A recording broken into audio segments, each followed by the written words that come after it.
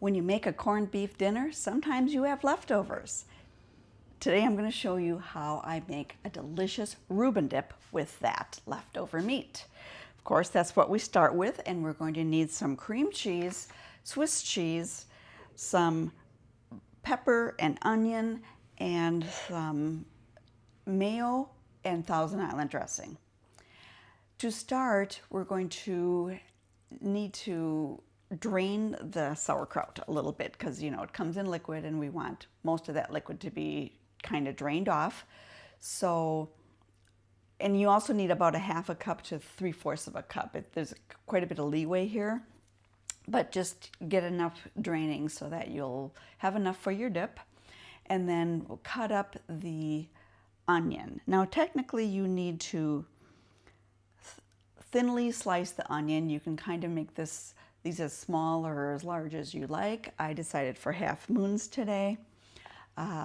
Then with that, we're going to add the drained sauerkraut and onions with black pepper to a small bowl.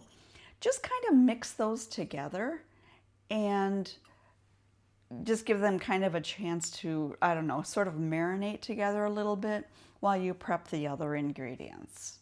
Because the big thing is typically when you have leftover corned beef, of course, you've probably sliced it and put it in a container in the fridge. So now we need to kind of shred this up a little bit. So typically what I like to do is I have some pieces that are in chunks and some that are in slices, and so I'm going to make sure they're all in fairly thin slices and cut off any undesirable little pieces of fat or whatever. Just kind of cut as you go. And once it's all in smaller slices, then I'll put it back in this bowl, and as I'm adding it, I'm kind of crumbling it into shreds, if you will. It's just kind of an easy way to get it into the right texture for this dip. But once you have it there, then the meat is all set to go, and we can set that aside while we prep our cheese. I am using a food processor to do my cheese shredding today. It's a much faster way to do it, especially with Swiss cheese, because it's kind of it's hard, but it's a soft cheese. If you've ever tried to shred it, you know what I mean. I'm going to set aside about a half a cup or so of that shredded cheese because I like to use it as a topping on the cooked dip. And then I have a pie plate I'm going to prep with a little bit of cooking spray, and then I can start mixing stuff in my bowl. I'm doing the cream cheese. In place of mayo today, I decided to use sour cream. You can use either one, as well as the Thousand Island dressing. And I like to kind of first mix these three together. You know, the cream cheese is a block and you have to make sure it's soft enough, and so mixing with the other two ingredients first is a good way to make sure that's evenly mixed in. And then I'm going to add that sauerkraut mixture and stir that in as well, at least some, and then I'll add in the corned beef and start giving that a stir. This is where it starts to get kind of thick. So it might get a little tricky getting this all added in there, especially now when you add the cheese. So now the shredded cheese is going to get added in here, and when you finally have this mixed, you can see it's an incredibly thick mixture, but it is ready to go in the pan.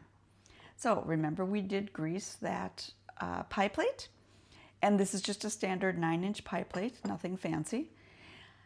And I'm just going to place this in the pie plate and just kind of press it into place. So it's just mostly even. That's all I need to do here. And then I am going to bake this for about 20 minutes at 375 degrees. Now that time is just long enough to get it all nice and hot and bubbly.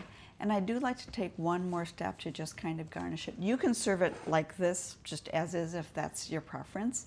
I like to take that reserved Swiss cheese that I kind of set aside, make a little circle around the edge of it, and place a little bit of reserved corned beef in the middle.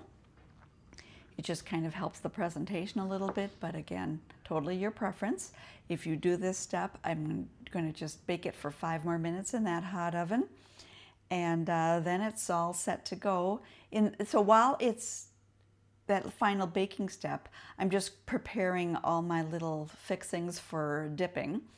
I toasted some marble rye bread, cut off the crust edges and just made little triangle toast points as well, and I added that to my little plate here of celery and pumpernickel, that little cocktail bread, and some pretzels. It just kind of gives you a nice combination of things for dipping,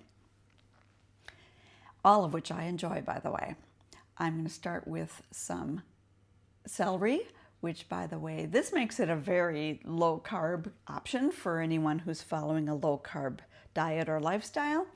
And I find it actually very delicious on the celery. Highly recommend that. I'll also tell you that the reason I buy that marble rye bread is it's kind of like then the taste of a Reuben sandwich. So you're getting like a Reuben, but you're not doing all of that individual cooking of each sandwich. So if you're serving a bunch of guests, they'll really enjoy the Reuben experience without it being a full-on Reuben sandwich. And no one then knows how many bites of the toast they had. So I hope you give this a try, because it's a truly great way to use leftover corned beef. And if you try it, I know you'll love it. Enjoy.